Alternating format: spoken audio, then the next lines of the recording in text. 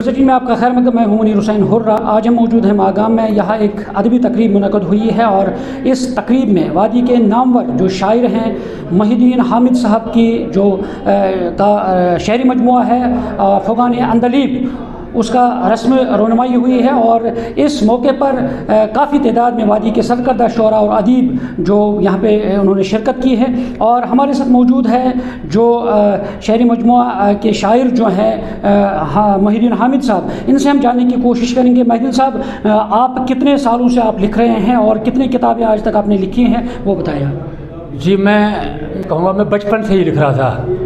جس سمے میں 8th 9th میں پڑھ رہا تھا اس سمے میں اردو میں لکھ رہا تھا، پھر میں نے کشمیری سے شروع کیا۔ کشمیری میں میں نے میری 2 کتابیں، ایک تو یہ صدر لدرمال اور معرفت شائع ہو چکی ہیں، جن کی ادبی حلقوں میں کافی پذیرائی ہوئی ہے، اور یہ جو آج کی کتاب جس کی رسم رونمائی آج ہوئی فغان عندلیب، یہ اردو شاعری کا میرا پہلا شاعری مجموعہ ہے۔ تو حامد صاحب، آپ نے شاعری کی ہے اور کتنی ضرورت ہے اس موجودہ دور میں، کیونکہ جب ہم دیکھتے ہیں نوجوان نسل جو ہے وہ ناپید نابلد رہتی ہے اس شاعری سے، ادب خاص کر اردو ادب سے، کشمیری ادب سے، کتنی ضرورت مانتے ہیں آپ اس نوجوان نسل کو اس جانب راغب کرنے کے لیے؟ جی، میرا یہ خیال ہے کہ ادب کے بغیر زندگی کچھ بھی نہیں ہے۔ ادب چاہے پرشین کا ہو، اردو کا ہو، انگریزی کا ہو، کشمیری کا ہو، ادب سے تعلق رکھنا بالکل آج کی بہت کافی ضرورت ہے۔ جہاں تک نوجوانوں کا تعلق ہے، مجھے لگتا ہے کہ پچھلے کئی صدیوں سے کافی جوان اس کی طرف راغب ہوئے ہیں۔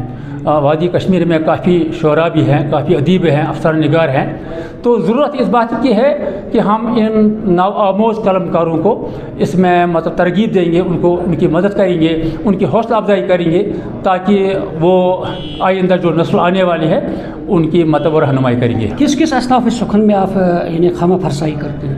میں تو میری جو کتاب ہیں اس میں نظمیں ہیں، غزلیں ہیں، مرثیہ ہے، اور حمدیہ کلام بھی ہے، اور نعت شریف بھی ہے، تو اور میں نے درشہ ہے اس میں کشمیر کے جو نامساعد حالت ہیں ان کی، اس میں بھی میں نے اپنا حصہ اپنے اس حساب سے میں نے نظمیں لکھی ہیں اور جن کی کافی پذیرائی ہوئی ہے۔ شکریہ۔ دیکھیے، سب سے پہلے ہم سوچتے ہیں کہ زبانوں کو ہم نے مذہب کے ساتھ جوڑ دیا ہے، جبکہ زبانوں کا کوئی مذہب نہیں ہوتا ہے، کوئی دھرم نہیں ہوتا ہے۔ میں مسلمان ہوں تو میں ہندی بھاشا میں میری بڑی روچی ہے ہندی کے ساتھ، تو اس کا مطلب نہیں کہ میں نے دوسرا مذہب اڈاپٹ کیا، یہ نہیں ہوتا ہے۔ زبان کسی مذہب کی زبان نہیں ہوتی ہے، زبان کسی علاقے کی تہذیبی، ثقافتی اور تاریخی ورثے کی امانت دار ہوتی ہے، لہٰذا زبان کو اس حساب سے پڑھنا چاہیے، اور زبان کا جو ادب ہوتا ہے معیار دیکھنا چاہیے، معیاری ادب کتنا ہے وہ زبان کا۔ اور آج کے دور میں جب ہم دیکھتے ہیں کشمیر میں، مجھے بڑی شکایت ہے اردو کے حوالے سے۔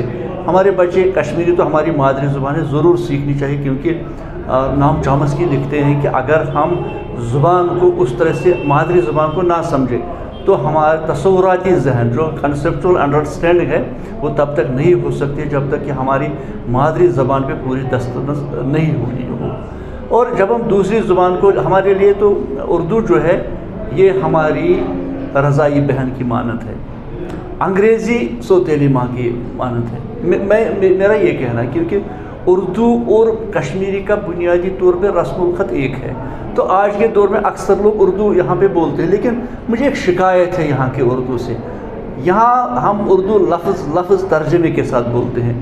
نام چامسکی لکھتے ہیں ورڈز ہیو نو 1-to-1 ایفلیشن، بالکل ترجمے کے ساتھ کوئی زبان نہ بولیں، کیونکہ اس سے پھر زبان کا نقشہ بگڑ جاتا ہے۔ اور دوسرا یہ ہے کہ اردو کا علاقہ تو جموں کشمیر تو ہے نہیں، لیکن یہاں کے ہر نکڑ پہ اردو بولی جاتی ہے، اس سے بھی ہم علاقہ جو ہے ہم جوڑ سکتے ہیں ایک دوسرے کے ساتھ، اور ہمارا مذہب اس زبان میں ہے۔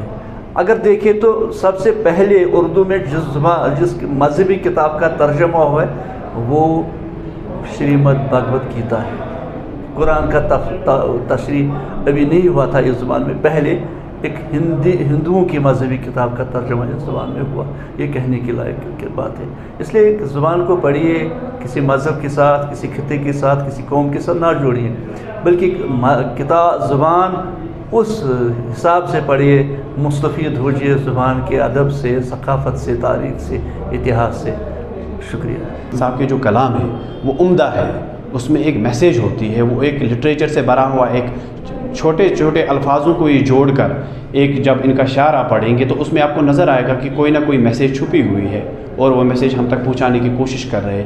اسی لحاظ سے جب آج ان کی ایک اور کتاب کی رسم رونمائی ہوئی، فغان اینڈ دی لیف، اور اس میں آپ دیکھیں گے جو کلام انہوں نے لکھے ہیں اس میں وہ واقعی قابل تعریف ہے، اور میں چاہوں گا کہ آگے بھی یہ ایسے ہی لکھتے رہے، کیونکہ قوم کو ان کی ضرورت ہے، ان کے کلام کی ضرورت ہے۔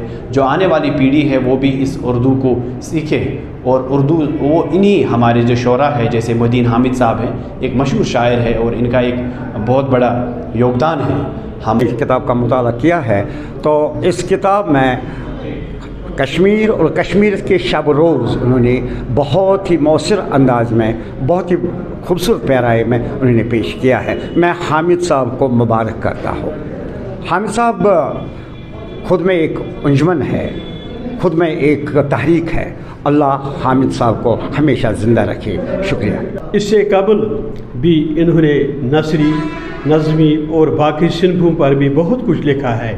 محی الدین حامد بزم ادب بھٹ پورہ کے خاص روحی رواں ممبر ہیں اور نائب صدر بھی ہیں۔ کشمیری اور اردو ادب میں ان کا بہت ہی دین ہے، ان کا بہت ہی حصہ ہے۔